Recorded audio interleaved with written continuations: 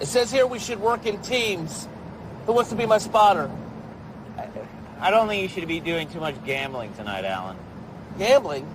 Who said anything about gambling? It's not gambling when you know you're going to win. It is not gambling if you know you're going to win. What's up, everybody? This is your host with the most time on his hands, Thomas Tipple FF, back here with the Full Tilt Dynasty Podcast presents the Fantasy Walkabout. I, of course, am here with my mate from around the world, all the way on the other side. It's Tom_Lee92 over there in Australia, here to bring you a Week 2 Fantasy Walkabout, a journey through the ups and downs spiritually, through all of the tilting. We're here to chat about it. Happy you're here joining us. Happy to have you here. Look, big week in Week 2. Lots of stuff happened. King Henry woke up. DeAndre Swift did his thing on Monday night, which we're going to talk about. Tom Lee, biggest takeaway from Week 2. QB's hurt. Both QB are hurt and hurt us, man. Yeah. It happens every year. It doesn't always happen the same week every year, but my God.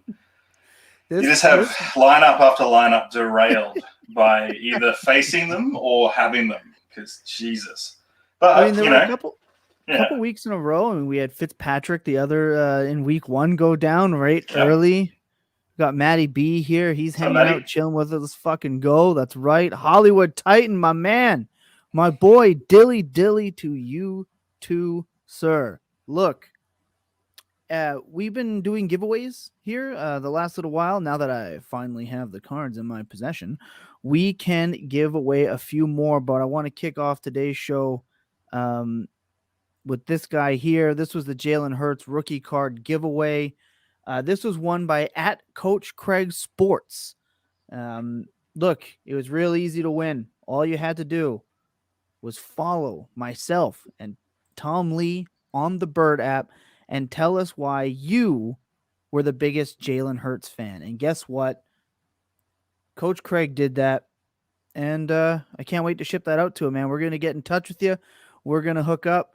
He said that having a player switch from big school to big school and still produce when he felt he wasn't wanted is all the reason he needed to root for him at the NFL level. And guess what? I couldn't agree more. He was our Week 1 Budgie Smuggler of the Week. So we are all about our Jalen Hurts. So congratulations to Coach Craig Sports. You can find him at Coach Craig Sport on the Bird app. Joker, drop him a follow. He was kind enough to enter in this competition. Now, the next competition, okay, we're not going to give this one away next week. We are going to give this one away in 2 weeks. Kind of relevant considering what happened on Sunday. We are going to be giving away a Michael Pittman rookie card. All right, he had a big game, breakout week, the game everyone was expected. Here it is. It's in my hands. We're going to get the hard plastic cover and send this out to you. Now, to win this beauty of a card right here, you only have to do a couple of things, okay? You have to follow myself at Thomas Tipple FF. You have to follow at Tom_Lee92. And you have to tell us why you are a huge fan of Michael Pittman Jr. For any reason, doesn't matter. You want to automatically enter in? Well, go to FullTiltDynasty.com. And all you have to do is leave a comment in the forum why you are also a Jalen Hurts fan. It's as simple as that.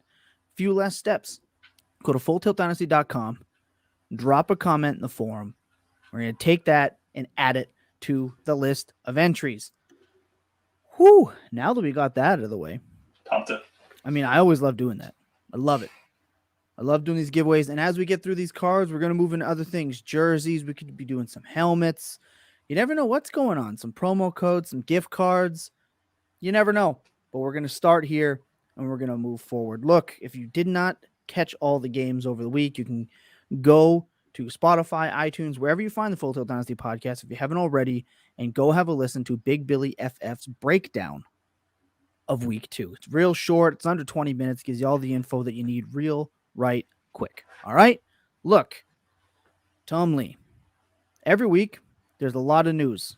There's already been a ton of tweets, a ton of takes, bad ones, good ones, iffy ones. All of the takes. Right. And one thing we don't like to do is sit here and dwell on them. So real quick, we like to do a do we give a shit, a do we care on Friday shows, and well, we kind of do it here too. So there's a bit of news. I'm just going to run down through it real quick, and you let me know which ones you super care about. We're going to keep this real short. Sure. We can move on to the stuff that matters, right?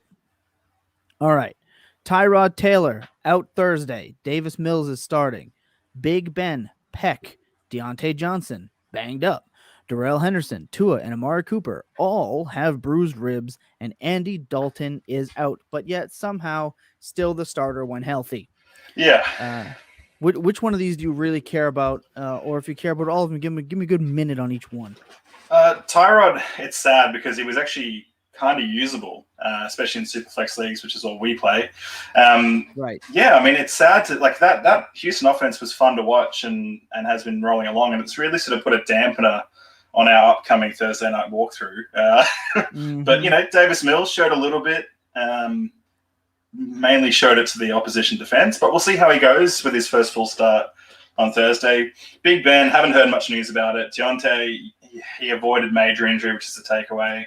The big one for me is that, apart from Fields getting a start, the guys with the ribs for me matters the most because these guys are going to be sore. Some might play. Tua is probably the biggest concern with that Miami offense.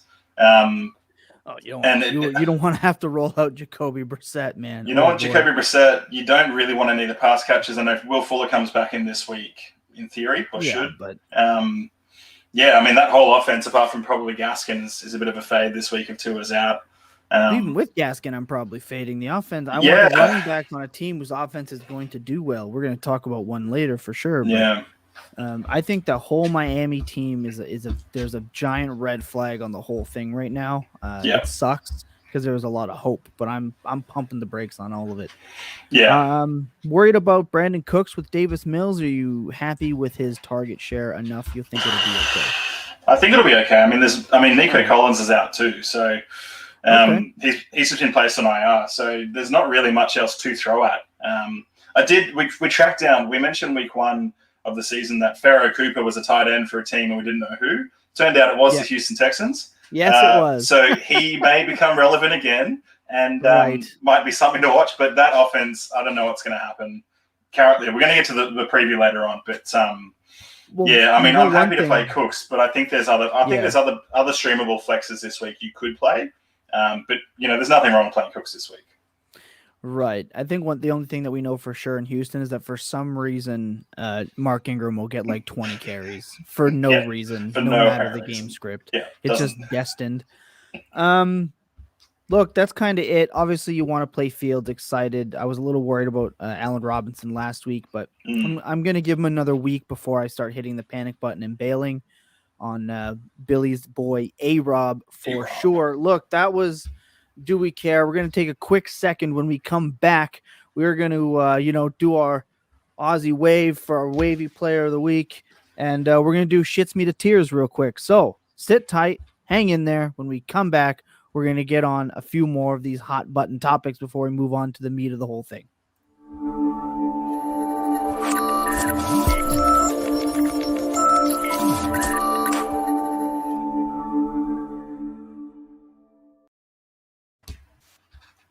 Look, in Dynasty, it's really tough to have a real good waiver pickup. Remember, Johnson was like the hot ticket because he might play for a week. And It was bad. You're not going to find the James Robinsons very often. So there's nothing really out there for It's dire. Yeah.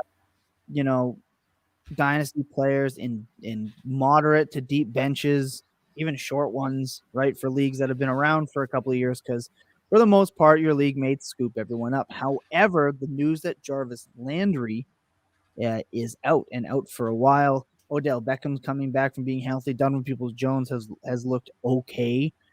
Look for Schwartz on your waiver wire. You can put in a couple dollars bid for him. They were already kind of scheming him touches in Cleveland. I think he's worth a pickup. Tom Lee, what say you? Yeah, I really like him. I mean, any guy who can stretch the field or show that sort of juice repeatedly and they scheme him touches is worthwhile looking for. I mean, if you can find him on waivers, great. Even if you can pick him up and just stash him away in your dynasty bench, it's still worth a look at this point. I've liked what I've seen so far from him. Last week, probably not as much as the first week, but they had that game juiced up with the running player game, in the draft. Yeah. So, what is it? Olympic speed. Yeah. Yes, Olympic speed from a sneaky athletic player. A very smart, sneaky athletic player. We all know what that means. Look, that's our Aussie salute. That's our waivers play of the week.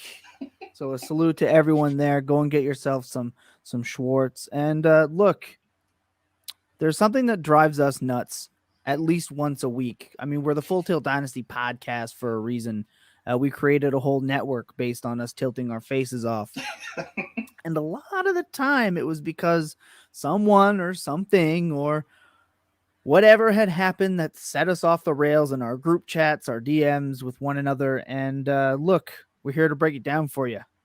This once a week, we have something new that pops up. And this week on Shits Me to Tears, which is basically what frustrates us, what drives us crazy, but it's Aussie. So we're bringing it to you. So what shits us to tears this week is week 2 take lock. Explain this one real quick for the people, Tom Lee. It's like a positivity bias, right? 2 weeks in, we've seen normally one good game, one bad game, one home, one away game. And everyone's convinced that their opinion of a player, good or bad, is the truth. And the Bird app is full of it. We see it every single week. We see it in leagues. Just let the season build. I mean, like, there's no point fighting over it at this point, because in 2 weeks' time, it will be completely different. And, we'll pull up those receipts. You can look like a fool. I get it. It was a long off season. Everyone's excited. Crowds are back. Footy's back. But just chill on the take. Like, it's not justification. It's not reason. It's not time to panic yet. It's time to observe, see what's happening, see what the play is, and start to enjoy our fantasy football properly, because we're back into it. We only get 17 weeks, normally 16, this year 17 proper weeks to enjoy it. So just sit back, enjoy the football, watch and see what's happening, make some notes, and then come week 4, week 5, we'll have a chat about what's really going on. Just chill. Collect your data. I know I've seen I knew Ayuk was trash. I knew worst it. Player. I was out on him. Overdrafted. Debo's played fantastic. His hamstring's still attached.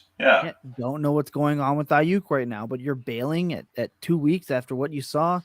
Don't get sucked into 2-week take lock. I even asked our other co-host, the Full Tilt Dynasty podcast, Jacob Sanderson, FF_RTDB, if he was when he was putting out new rankings, he said week 4, because anything I do now is going to be an over-under reaction. That is an appropriate answer. Right. Yeah. So let's take some time, breathe it in, enjoy it. It's always fun to poke fun. I know I was in a group chat and I was saying that, Rondale Moore's big touchdown wasn't really much to celebrate about because they just lost him and he was wide open with no one around him. And then there I was celebrating that Hollywood Brown did the exact same thing Sunday night. So I got made to look a fool real quick in the group chat. And luckily Duchesne's #FadeDuchesne's let me know about it. So I caught on to it. I was guilty of this at least a little bit in the moment. We all do it. It's tempting, but just right. Yeah. So that's our Aussie salute. That's Schwartz. What shits me to tears is week 2 take lock. Get over it. When we come back, we are going to talk just a little bit about the Monday night happenings, and we're going to get into Foot Falcon Friday. All right? Sit tight. We're going to come back in 2 seconds, maybe a few seconds, and get into it.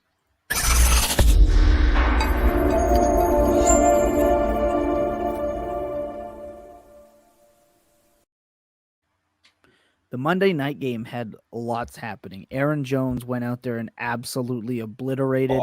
I just want to ask you 2 questions, okay? I'm going to answer my 2. I'm going to ask you 2, and I'll let you add on to whatever you need. I like it. What was the biggest takeaway from last night's game? For me, honestly, and I know we want to go with Jones, but for me, it's that Detroit still looks good for fantasy. Yes, the game fell apart late, but the way they started that game, playing to a game script, Goff hitting throws, all the offensive pieces looking really good, people whinging about Swift having slightly down week. Look, he looked good. He came off a short week in training. It just looked exciting for a team that we know is going to lose a hell of a lot of games, been a lot of negative game scripts. They have pieces we can use weekly over and over and over again, which is really, really good for us in fantasy because it makes it far more interesting and relevant to watch all the games rather than just fade any of these games. Yeah, what was your biggest disappointment? Well, I mean, it was going to be Devontae Adams, but then they fixed that. Yes. Early on, our own Matty B was tilting a little bit on the Devontae Adams usage. Yeah, I think the disappointment was that that Detroit did fade away. Like they didn't – once their game plan had been taken away by the Packers and they were put in the negative game script. We saw last week they were down and they had to play the whole game and they were fine. This week they couldn't quite put it together in that second half. A lot of the scoring dried up. So I think the fact that they're relevant is fantastic, but I think the fact that they can't stay in games the entire time is the issue. They're going to have ups and downs. So, I mean, that's my real disappointment is it could have been fantastic the way that the offense was looking, and it was for a few players, but it didn't turn out to be the big game that it could have been had they carried on with it. Exactly. I agree with that. Look, we have a question down here with Michael Chap. We're going to answer that in a second once we get through this Monday night game. So sit tight. I swear we're going to answer this. I have one hell of an answer for you. It should help you because people that do this make me crazy. Look, for me, the biggest surprise to me was A.J. Dillon's usage. It was almost non-existent. Yeah. And now he almost becomes a literal handcuff. We kind of thought that you would have standalone value a la Gus Edwards, right? Or Tony Pollard, given with how good he looked with the opportunity last year. Even Jamal Williams. Even Jamal Williams, they just chose to ride as Jacob would say, the sombrero king. And it worked for them. And in a game where they were ahead, they still didn't use him. But at the same time, they used Kylan Hill at the end of the game to run out the clock. They didn't even use Dillon for that. So I'm worried about Dillon. Don't sell your shares off just yet. Hold on to them. I know you're disappointed, but keep them on that bench. It's a long season. Yeah. Right. And for me, what stood out to me was that I was so wrong about TJ Hawkinson. Oh, my Lord.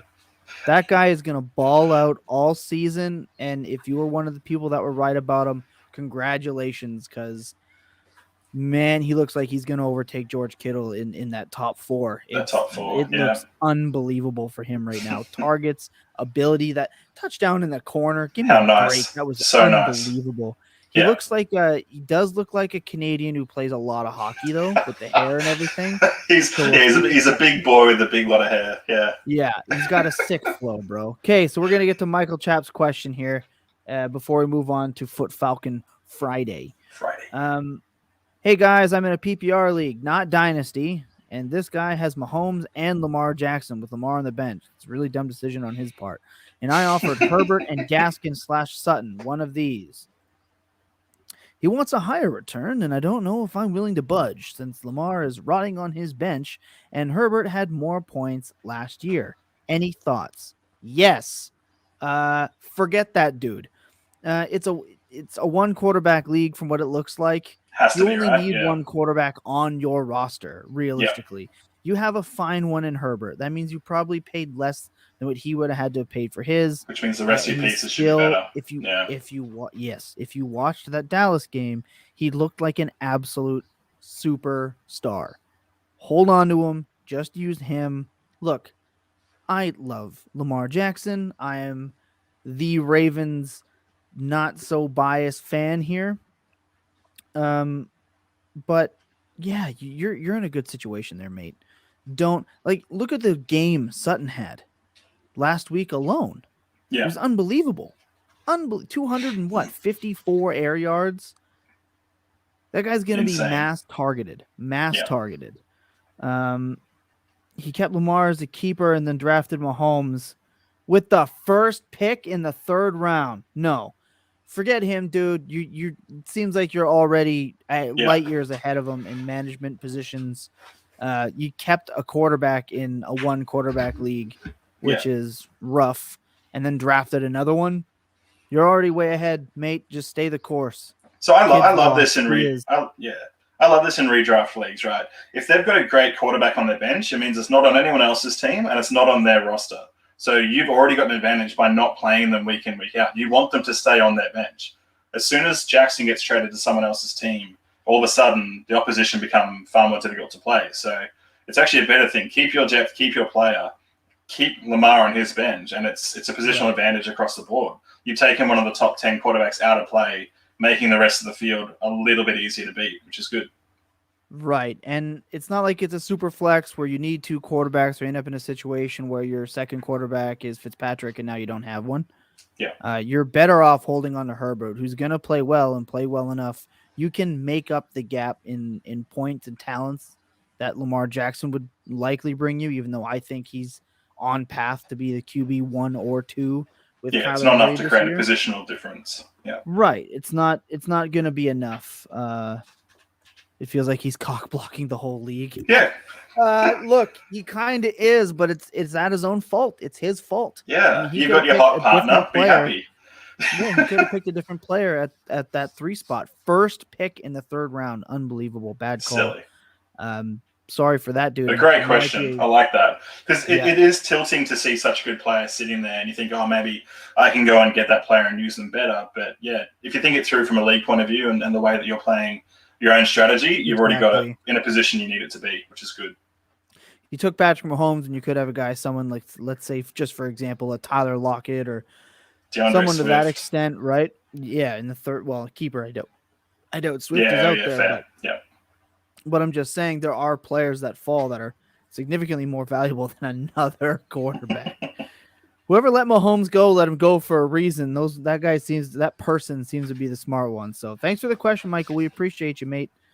And of course, Matty B here. Thank God those targets started flowing. Yeah, it looked bleak. It looked bleak for Devontae Adams managers for sure. But he ended up doing his thing. Tanyan had the touchdown. Lots of good stuff for that game. Really want to watch Aaron Jones. A lot of people bailed on him early. If you held on to him, again, congratulations. Congrats. Look, we're going to talk about Foot Falcon Friday. This means we're going to talk about the Thursday night football game coming up this week. Well, you might think, why is it called Foot Falcon Friday? Well, that's because all the way over in Australia, it will be Friday when our mate Tom Lee watches the game. We're real creative over here. So look, we got Houston versus Carolina. Obviously, the news about the Texans. I don't even know if they're going to have a 3rd quarterback on the roster by then. Yeah. I don't know if they have one now, to be honest with you. But Davis Mills is set to start. Deshaun Watson, not going to be active. Real shocker. Tyrod Taylor could see the IR. Cook's the only wide receiver you want to maybe play. We talked about that earlier. But Carolina's defense has been exceptional. You know who else has been exceptional? Sam fucking Darnold has been fantastic. Where's the banner? He's been everything. It's coming. He's been everything you could have asked for if you're the Carolina Panthers. If I'm not mistaken, he's the quarterback 15 through 2 weeks, something to that nature. He's getting DJ Moore touchdowns at the 5-yard line. The team's balling out. Christian McCaffrey is still the GOAT, the cheat code for fantasy football. The whole team under Rule and Brady looks to be top tier. And it's why I said that at the end of the year, they will be a top 5 fantasy team, top 5 fantasy offense overall. So as much as Sam Darnold QB1 season is probably not likely, that mid-range QB2, if you held on to him or you got him on the cheap, I know for myself personally, I made deals that were, say, Jalen Reagor for Sam Darnold straight up in the offseason. because we like to talk about leagues that have been around a while, not just startups, because when you get to this point in the season, those startups don't really freaking matter. So we like to bring content to leagues that have been around a while. What in this Foot Falcon Friday, Thursday night football game are you most looking forward to seeing, aside from the obvious here, DJ Moore, Curtis Samuel, etc.? Do you think this is a blowout? Curtis Samuel. Or not Curtis Samuel, Terrace Marshall. Oh my Terrace lord. Well, that's one thing I am interested in seeing is what is Robbie Anderson in this offense. So that's been the big question. Is we've seen CMC be good, we've seen Darnold been solid, we've seen DJ Moore being fantastic, but Terrace Marshall and Robbie Anderson, neither has presented as a clear standout weekly play as of yet. That's the next 2 weeks. I want to see, does one of these guys present as not just a deep threat? Is there another valuable piece in this offense to play? Because we know that CMC is the wide receiver 2 for this team, or 1, depending on how they look at it. He's the one. Right. That's probably the watch here. I mean, I haven't paid a lot of attention to the Houston games because, it's Houston. Right. But they've been competitive and they haven't really been getting blown out of the water. So that suggests to me that defense is still playing decently and reasonable. Yeah, so it may not be just a one-way street, but it's going to be overwhelming, right? It's not like the Jets of yesteryear where you're just watching a team walk through by 50-odd points to nothing. But I'm assuming Houston's going to give Carolina short fields all day. Short fields all day because I don't think they'll move the ball. And when it comes to like what Robbie Anderson is in this offense, 6 targets, 3 receptions, 38 yards. Zylstra, Mr. CFL himself, 3 targets, 3 receptions, 44 yards, and a touchdown. Like it looks like anyone not named DJ Moore and Christian McCaffrey are just whoever's kind of there. Yeah, that's the concern and the interesting part. So that's the watch for me over the next couple of weeks is can one come through, or is that just how they're going to roll it? Anything for you? What are you looking at? I'm kind of looking to see how the game script's going to go when they're ahead and how they're going to use the running backs. Is Chuba Hubbard going to come in? Chuba had 8 carries, only for 10 yards, mind you, but he had 8 carries in that game against New Orleans. So I'm interested to see when they're up how much they're going to ride Christian McCaffrey early in the year, because it can really affect fantasy matchups. If it's halftime and it's 24-3, 27-3, are they really going to do what they allowed Christian McCaffrey to do in 2019, which is just absorb the whole time. 85+% of the running back touches? I don't think that's the case. I think that's I wouldn't if I was them. Yeah. Exactly. So if Carolina's going to be good, which it looks like they are, at least for now, they could be complete jokers, could be smoke and mirrors, if you would. If they're good, how good is Christian McCaffrey going to be in those game scripts? Look, don't hear what I'm not saying. Christian McCaffrey is likely going to finish as the 1. But what I'm saying is those 35, 40-point weeks, even the 28-point weeks could come fewer and farther between if they are that far ahead. So it's something to note. It's something to look for. I mean, he scored a touchdown. He had 24 carries, 72 yards against a good defense, only 6 targets, and he scored the 1 touchdown for 25 fantasy points. This is a great week. Yeah, he's always going to be somewhere between 20 and 30, you think. But those 35, 40 points, the Aaron Jones games of last week just gone. Yeah, they may not be around as much if he's not there at the end. Yeah, so that's what I'm looking for. I have Carolina winning this game fairly easy. I have 33-10 for the Panthers of Carolina. Look, that's it. We got through it. We're halfway through the show. That only means one more thing. When we come back, we're going to get into our Budgie Smuggler of the Week, which will be kind of fitting. We'll have to keep that one short. Relevant. And we're going to also do our Hard Yaka for the rest of the program. So sit tight. We're going to come back. And when we do, we're going to give you our Budgie Smuggler of the Week. Also, Budgie Smugglers, sponsor us. Trust me, you're going to love it. We'll be right back.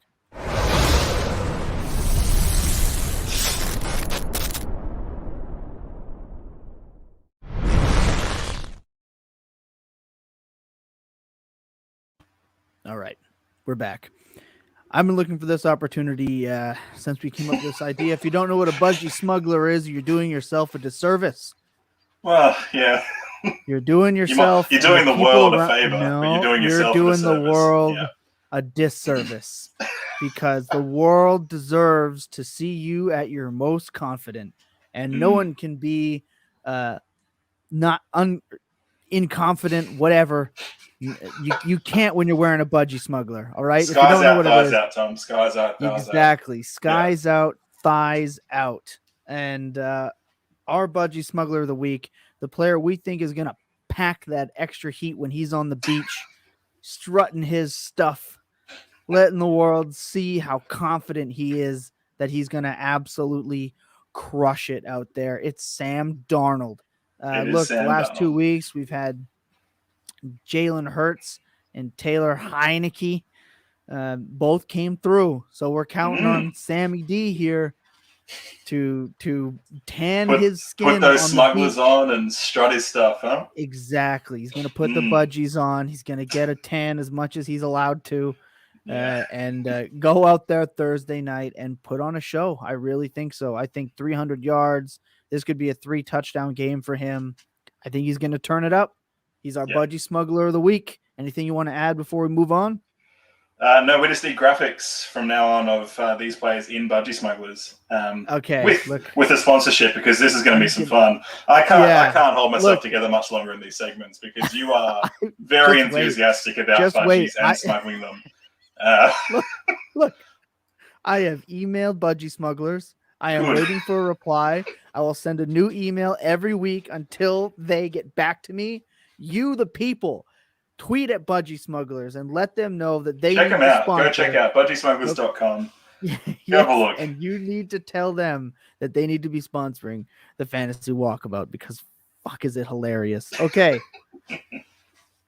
Hard Yaka is a weekly hard work exercise. Right. Yeah. We're going to roll out with this.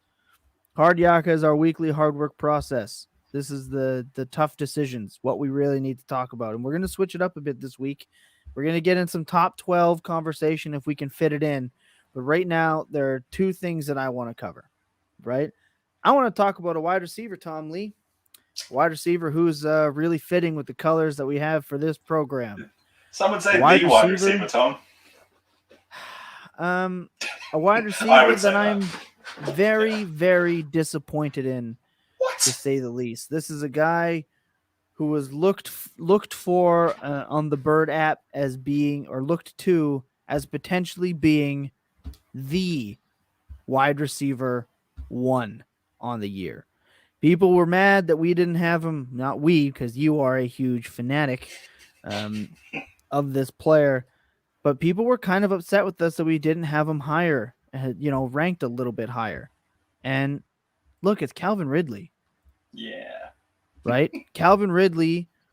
There was a concern with Calvin Ridley for me.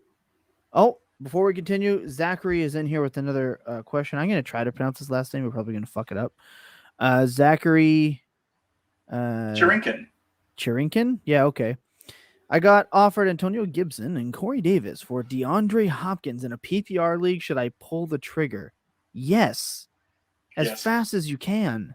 Yes. I'm assuming this is a redraft question. Stop watching us. Go do it. Yes. I understand that Corey Davis had obviously a down week. It was the Patriots. It was going to happen. Corey Davis looked mighty fine in week 1 when he's being force-fed targets, and I don't expect that to change. And Antonio Gibson is a young stud running back whose usage is just fine. Look, it was a short week. Taylor Heineke threw to J.D. McKissick because it was just simple, easy. They had no time to really plan for it and scheme those touches. So, yeah, easy. That's an easy money trade. I got offered Antonio Gibson and Corey Davis for DeAndre Hopkins in a PPR league. That is if this is Dynasty, it's the biggest smash of the year. If it's redraft, it's a good question because I understand like D-Hop is a fair question in redraft. Yeah. It's an obvious smash in Dynasty for sure. Yeah. Spot on with the last name. There you go. Tom Lee with the enunciation. Correctly. Look, I personally feel worried about Calvin Ridley. Matt Ryan. Oh, he did say it was redraft. Yeah, I'd still do it in redraft. 100%. Yeah, I'd still do it. Yeah. Making your team deeper. Yeah, you're fine. Yeah, good call. Yep. Look, I was worried about Matt Ryan without Julio Jones, right? The stigma, the narrative. If you're going to walk down narrative street, yeah, it's a fine way to pick and choose, but I don't like that he's not in the slot. That's an 8.5% slot rate. He does not create, only 29 yak yards out of only 114 yards. This is an Atlanta team that hasn't exactly been in real neutral game scripts, right? Yeah. He's just not producing with the opportunity. He's obviously had 1 week in the top 24. He had 1 week in the top 36. He's currently the wide receiver 35 on the year. Yes, that is not exactly what you're hoping for when you draft Calvin Ridley. Are you worried about Calvin Ridley right now? Or am I like freaking out for no reason? So, this is a Dynasty show primarily. So, for me in Dynasty, no. Not many had him as their wide receiver 1 in Dynasty. So, that's okay. For me, he's still a top 12 guy because he's still young enough. And he is the target hog on that offense. The issue is the offense is shit. And we didn't know how bad it was going to be. Is he the target hog, though? Yeah, sorry. He's the focal point. He's not the target hog statistically yet, but he is the focal point of that offense. The problem is the offense is shit. So they're getting to Matt Ryan far quicker than they thought they would. They wanted to establish the run game, which they just haven't because there's no running backs. Who would have thought? I'm not going to get dragged down again by what they should have done in the draft. But, yeah, the key is this year and probably next year, they're going to struggle. You look at that division, all 3 defenses they're facing, including Carolina now, who really drafted well 2 years ago and last year and really built up their defensive stocks. It's a really tough division to face over and over and over again, where the rest of the division puts up a lot of fantasy points. So Ryan, being old and immobile, can't create, so he needs his players to create more after the catch. The issue for me, and you've got it there as well, is the air yards per target. He hasn't got enough time to get in targets downfield. So this is an elite route runner who needs time to create those routes. And it's just not happening. Like Calvin Ridley with this share of targets, with this amount of receptions, I'm fine with. It's an okay 2 weeks. Wide receiver 35 is pretty shit, but, we've seen worse. The issue is, can they give him more time to get downfield and create? Because, like you said, he's not a yak monster. He's not going to push guys off. He's not going to stiff arm them. He's not AJ Brown. He doesn't do a lot, but he is a great route runner and he's a great red zone threat. The issues for us is that Atlanta offense can't get near the red zone. So is he going to have that wide receiver 1 ceiling this year? No. I'm concerned for redraft, but for Dynasty, I'm still very happy with where he sits. Here's the thing. Okay, this is why I'm freaked out and was never that high on him. He was, we're going to talk ADP, but he's being drafted as a wide receiver 8, DLF in sleeper. And this is where working in tiers is fantastic, but the guy that I have next to him is the player that you could have sat and waited on, as he was drafted as the wide receiver 28 according to DLF and wide receiver 24 on sleeper, and he will either outproduce him or match production. Yeah. So in your dynasty leagues, you're still more than likely. Actually, I'm pretty freaking confident that you can go get a player and just listen to it as weird it sounds, and you would sit there and think about which player did what. 40.4% target share through 2 weeks, a 44.4% slot rate. Fantasy football can be definitely attributed to being 1 in the slot. Only a 7.4 air yards per target, but 155 yards after the catch out of 290 with 1 week in the top 5 and 1 week in the top 12. Now, those are only some of the stats. You would think that the player on the right was drafted as the wide receiver 8, not the wide receiver 24. He is in a better offense with a better quarterback, with a team that's going to not be able to run the balls as much as they probably would like now that Cam Akers is gone. Right now, one's 28, one's 26. It's only a 2-year difference because Calvin Ridley is not as young as people may want him to be. He was old coming out. Yeah, exactly. So was Kupp the last couple of seasons, right? So let's look at 2020 for Cooper Kupp. He had 92 receptions on 118 targets for 974 yards and 3 touchdowns with Jared Goff in an offense that was falling apart. In 2019, where he was the wide receiver 5, I believe, 94 receptions on 132 targets, 1,161 yards and 10 touchdowns, and he was top 3 in yards after the catch. Very good for a sneaky athletic player. You look at Calvin Ridley in 2019, 63 receptions, 866 yards, and 7 touchdowns. In 2020, the big breakout, 90 receptions for 1,374 yards and 9 touchdowns. Great seasons. Fantastic. Yeah. Awesome. Good for him. That was with Julio Jones pulling coverage / a team that was, different offensive coordinator, different coach. I want the player right now that is producing, that has the path to produce, that the wide receiver who has a locked-in quarterback and a system. If I am a dynasty player and I want to expand on my team's roster, I am absolutely trying to actively. This is why it's important that we always talk about actively reaching out to your league mates. There's someone out there who's trying to sell their Cooper Kupp share high. Yeah, they think they're selling Calvin high. Ridley low. Yeah. For me, this is a smash trade Calvin Ridley for Cooper Kupp and a plus. It may not be as big a plus after the big 2 touchdown game that Cooper Kupp had, but if it's Calvin Ridley for Cooper Kupp and insert a running back, insert another receiver, a first-round pick in 2023, all reasonable trades for Calvin Ridley right now. So for me, even in Dynasty, you can replicate production on players this close together in age, but so far apart in draft position. We got Matty B here. I had someone offer me Kupp, but wanted Bateman in a first, said he wouldn't budge. Exactly. That's someone trying to get out. Now, here's the thing. I don't think that's such a bad deal. We don't know what Bateman's going to be in the Baltimore offense. So, I mean, if you're getting Cooper Kupp, you're definitely trying to win. If you're not, I think you should always be trying to win. Personally, I don't believe in the boot it standoff position. Yeah. But if you're trying to win, that's a fair trade to make for Cooper Kupp, in my opinion, because he's going to produce this year. Matthew Stafford is a far superior quarterback to Jared Goff, period. And yes, Robert Woods is going to get his, but to what extent? His ADP caught up to how people are feeling, or hasn't caught up. Yeah, exactly. Right? So he's still just Cooper Kupp, plain Jane, right? He's not exciting. He's not the hot ticket name.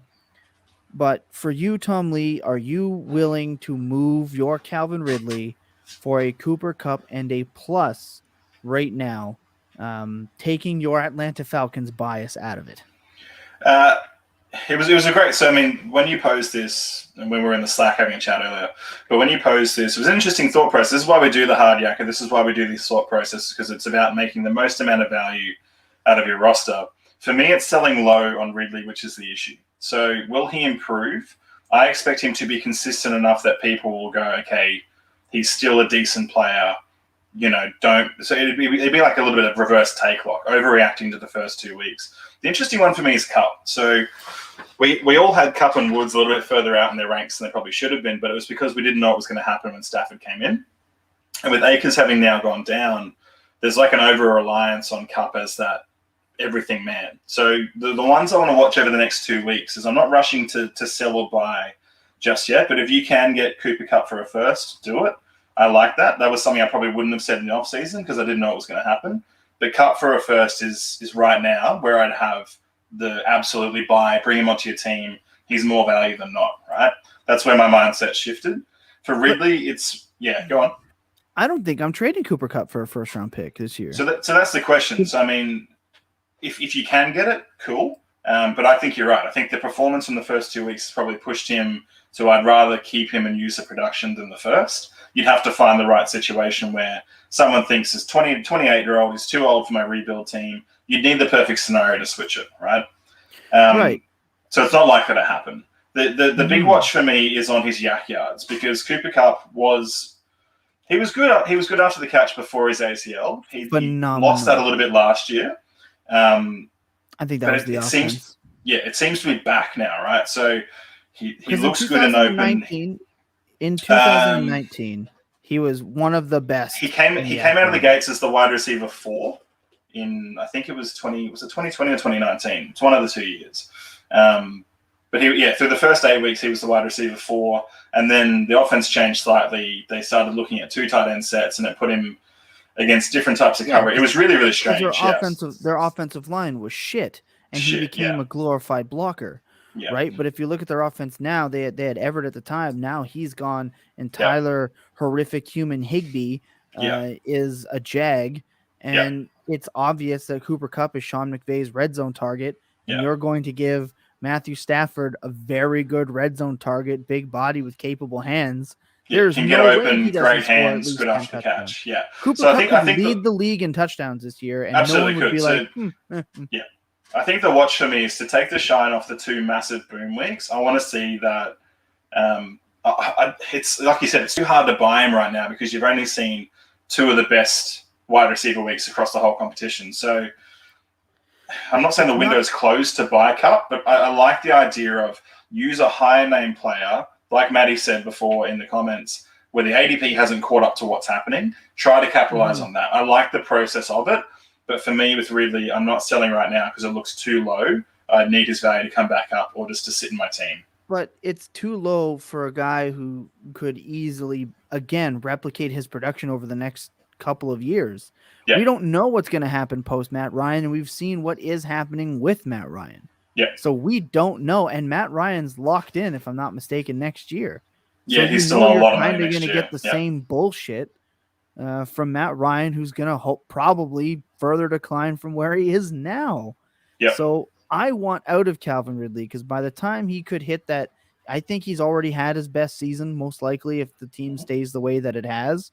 And by the time that changes, he's already going to be 28, 29, like where Cooper Kupp is now, where Cooper Kupp is attached to this dynamite offense. So for me, it's no hesitation, and I like that we can disagree on it. But for me, it's no hesitation. I'm trading my Calvin Ridley for Cooper Kupp and a big plus, or a Cooper Kupp and a plus, and I'm washing my hands and I'm moving forward. It's a good one to come back to as well, because we mentioned the offseason where Ridley was a sell in the offseason because of the value he represented. The issue now is the shine's been taken off that value, and that's probably why I wouldn't sell now. I would have sold preseason. Yeah. Because a polished turd is still a turd, and everything attached to that offense not named Kyle Pitts right now. Even Cordero Patterson is still just a turd. Look, that's our Calvin Ridley. I do want to talk about one more player. Looking at the time, we're going to keep it relatively short. Look, it's really hard in Dynasty to find a player that you can get on the cheap that can actually authentically help you win. And there's one player producing in the first 2 weeks right now for me that I'm currently writing about, so I want to talk about him. That's James White. He's my big buy for week 3. Look, he's game script proof. It looks like right now. Ramondre Stevenson's a rookie, and we know how much Bill Belichick loves to rely on rookies. They were in a plus game script on Sunday, and early in the game, James White got back-to-back carries inside the 20, and they both went for 7 yards up the middle, not a gadget, up the middle against the New York Jets defense, where that is their strength, and he popped in a touchdown 3-some minutes into a game. He's played on 42% of the snaps. There's no more Sony Michel. There's no more Rex Burkhead. It's James White. He has a 31% opportunity share, 12 receptions, and a 19.7% target share. This is a guy right now who looks like the 2018, 2019 James White. His average for touchdowns in a season is 5. I think he can hit that no problem. Cam Newton's out the door, and it looks like they're willing to give him 4 or 5 carries, a couple of carries inside the 10. Mac Jones is going to dump it off to him. I still don't care about the weapons outside of Jacoby Myers for New England. This offense looks like it's kind of running the old Brady scheme, just without Tom Brady. James White, to me, easy pickup, good floor, 8-point floor, obviously 18-plus point ceiling is exactly what you want, and you can get him right now. According to Dynasty Trade Calculator, which I super hate, but it's a good way to put a name to a value if you need to. Guys like Christian Kirk who are popping off, right? You can go sell him off. De'Ami Brown right now, who's a great player, but he's kind of trapped. You could probably go and trade him off, maybe with a third, and go and get James White.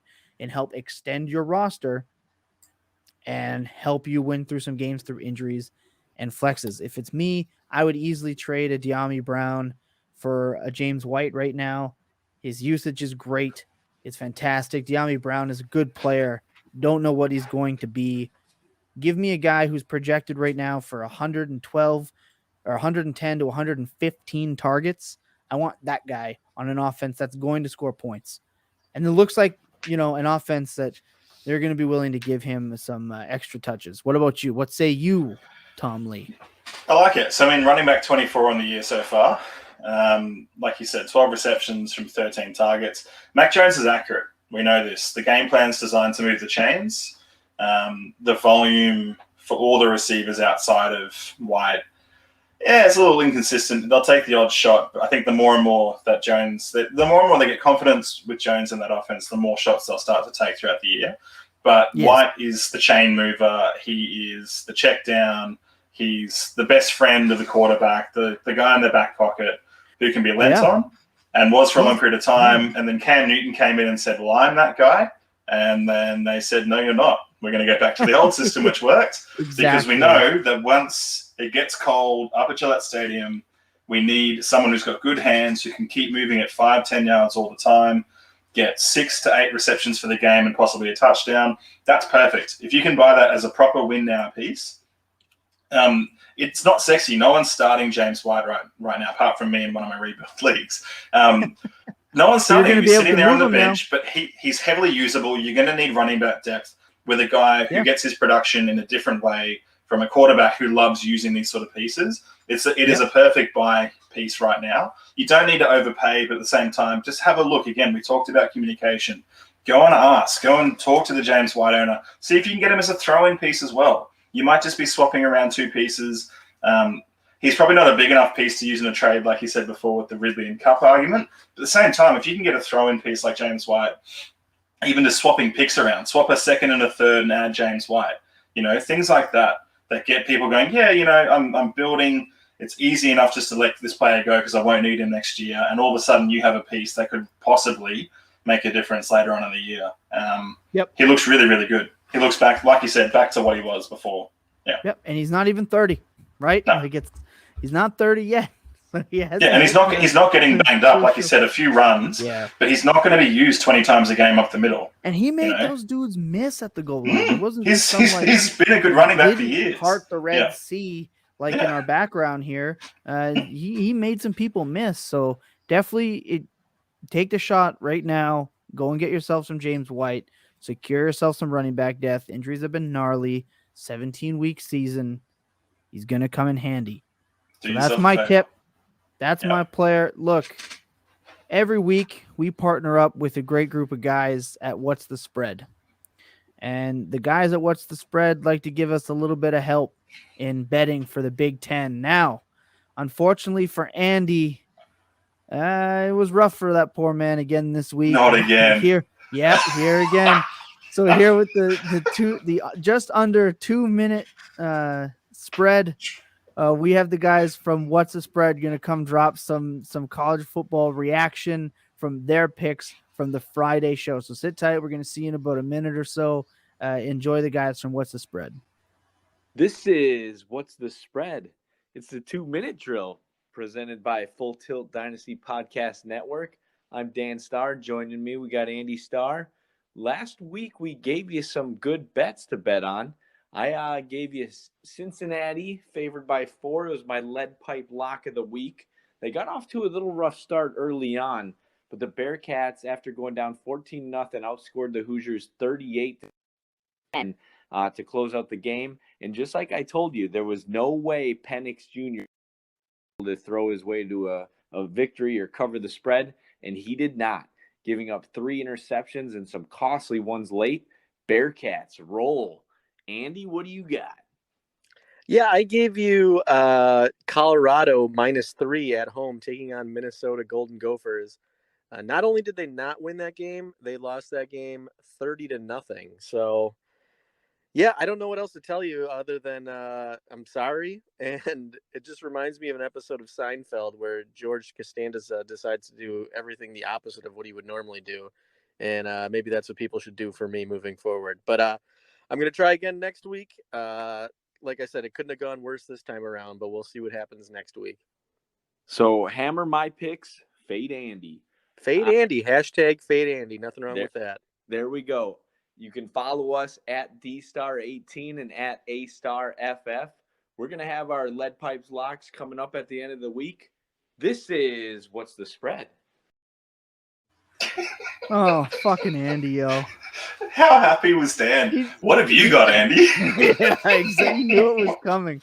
He knew he was about to roast him again. He set him up. Yeah. Well, and he knows, too. And he's having it. Look, we've all been there. You, buddy. We've all been there. Yeah. Look, we're not going to fade you. We're going to accept you, embrace you. I'm not trusting you with my money right now. Not yet, We're going to keep giving you a spot to prove the haters wrong. Hang tight. It's a long college. Fuck, 30-0. It wasn't even close. Those are the guys from What's the Spread. They're going to bring us their lead pipe locks of the week coming up on Friday. Tom Lee, as we fade out here on the Full Tilt Dynasty podcast, I want to talk just about a player or two real quick while we have some time. Yep. Now, we're in the top 12 over the last 2 weeks so far in the season that stand out to you. I'm going to get one from you. What is the one player from all positions that really stands out to you for this first 2 weeks? I can tell you who mine is if you need a break. Yeah, you go with yours first. Second. Yeah. Yeah. Okay. Look, it's not super surprising, but to me it kind of is. And for the first 2 weeks, Joe Mixon has not only held up, but is getting an increased workload. Look, Fantasy Pros has him right now as a running back 8. He has 196 yards. He has 49 attempts. That is good for second in the entire league through 2 weeks, right? This was neutral game script with Minnesota. Came through and won that game. He has 6 targets. I can't believe he has less targets than Derrick Henry. That is insane. Yeah. Every time I see it, it's crazy. He has the touchdown, 4 yards a tote. Joe Mixon is coming through. He looked good. He looks healthy. I think a top 12 season is definitely in his future this year. So I'm a little surprised at that. I was down on Joe Mixon. I was vocally down on Joe Mixon. I vocally wanted to get away from Joe Mixon and his seemingly dead ass foot. But his dead ass foot seems to be sewn back on a la Frankenstein. And he is he's kind of crushing right now. He's Frankenfine, Tom. He's Frank. Oh my God. What player do you have that you're surprised to see in the top 12 right now? So this was the issues. I had 6, and then you went go 1. It's like, okay, cool. Time for the people. So I just want to look at the position of wide receiver and mention a few names that are excellent to see there because we know they're great producers, but they're often looked down on. It's not Cameron Ridley. Shut up. No, they're often looked down upon because they're not sexy names in Dynasty, right? And that's that old guys and guys that are talented can still produce. So you look at Lockett, the number 1 receiver through 2 weeks, right? 12 for 16, 278 yards and 3 touchdowns. Absolute stud. You could have got him for less or for a late first or an early second off in the offseason, right? Mm-hmm. That's a player who can perform for you on your team. Fantastic. Deebo Samuel, healthy, lent on by that offense. Fantastic. He said before, Hollywood Brown, 12 for 16, killing it in that offense. It's just doing so well. But the one for me really to point out is Mike Williams, right? And this is a guy that I was off in the offseason. Yeah. Because I hadn't seen him with Herbert. I hadn't seen the chemistry. I know that, we know that the targets are going to go to Austin Eckler. They're going to go to Keenan Allen. But Mike Williams is still insanely talented. And while healthy, I'm surprised to see him in that top 12 because, he's a good player. And we know he can perform, but draft capital. We know he's athletic. He can jump. We know he's good. He just hurts himself every time he lands. Yes, but I know that's the running joke over there at the footballers. But look, I scoffed 15 for 22. Nerds. Yeah, I scoffed with the Dynasty Nerds when they were mentioning Mike Williams inside their top 10 and that he was a guaranteed target. They might have been just a year too early. 22 targets, fantastic, and that defense looks like they're going to give up some points. Yeah, so 11.5 yards per route. 173 yards on the season. He's already got the 2 touchdowns. Boy, those touchdowns look good. Those Real 2 good. touchdowns looked good. And he's got us. Look, Justin Herbert was a miss by 80% of the fantasy community. And if most of the time, if you say you were on him the whole time, I'm going to call bullshit unless you have evidence, because most people faded him. He was the trap of the quarterback class. And honestly, if you drafted him over Tua, you're probably really freaking happy. He looks like an absolute superstar. So you're right. Mike Williams, 50-year breakout, right? This is the Corey Davis did it before, so you never know. Devontae Parker. Oh, he was 4 years. So yeah, look, he's actually out-targeted Keenan Allen by 1 target. That's insane. He's producing. And also Austin Eckler had 8 targets in that last game. So they still fed the ball to Mike Williams. He's going to be a value from a lot of players. I think I agree with you on that one. 15 receptions, 22 targets. Unreal. Great player. He had a longest of 27, and he looks like his legs are healthy. So I'm all in on you for that one. Look, that's going to do it for us for today. Final thoughts here, Tom Lee? Well, we always like to get a little Aussie slang, a little terminology coming your way to the people. This week, a particular favorite of mine, a lot of surf, a lot of beaches out here in Australia. The term shark biscuit, right? Oh, shark biscuit refers to 2 things. Normally, one, an inexperienced surfer who is just a donation to the sharks out there is one. But I don't know if you have them over there. So like boogie boards. Oh, I know what a boogie board is. Boogie boards, right? So they're also referred to as shark biscuits because you can't move fast enough to get away. And you're just sitting duck. So little shark biscuit out in the surf. A little bit of Aussie terminology for you. But that's this week's one. Enjoy. So who's a fantasy shark biscuit? Well, that could, spoilers if we have a segment popping up, but we could have like a trap, right? It looks like it's floating along the surface, looking really cool. Looks like one thing. Turns out it's just someone on a boogie board. It's a fat bloke on a boogie board, and it's going to get taken by the sharks out there. So Tyler Boyd. I haven't quite worked it into what we're going to do with a player, but I think it can be something. So that's a fun one. Tyler Boyd is the fantasy shark biscuit, moving forward. I love that. That's fucking hilarious. Look, I always try to say the same thing. It's the power of positivity can rule all things, and I strongly believe that. Positive vibes out here, right? We've got people who are still fighting illnesses. We have people. I saw a good friend of the show go through kind of a mental health thing last night, and people went and checked in on him, and he's doing okay now. But reach out to people. Look, yesterday I had an accident at work, and I'm lucky to be here right now. Very real possibility that my head could hit that concrete, and I could either not be here or I could be a potato. I'm fortunate to still be sitting in this chair and talking to all of you and all of my mates and doing this, because you never know. That could have been it for me. You just got to check in on people and be kind, because you never know.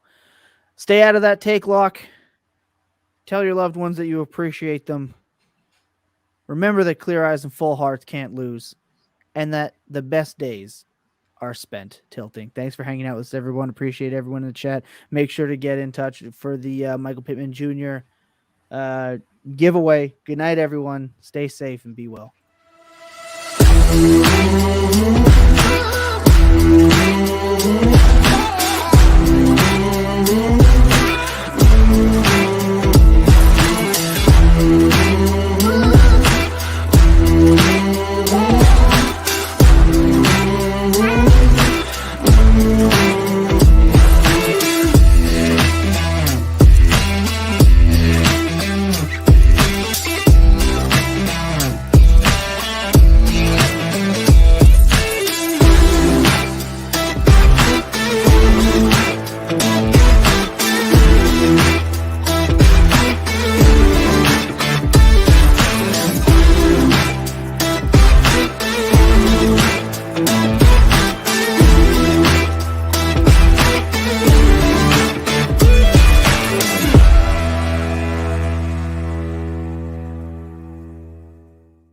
It says here we should work in teams.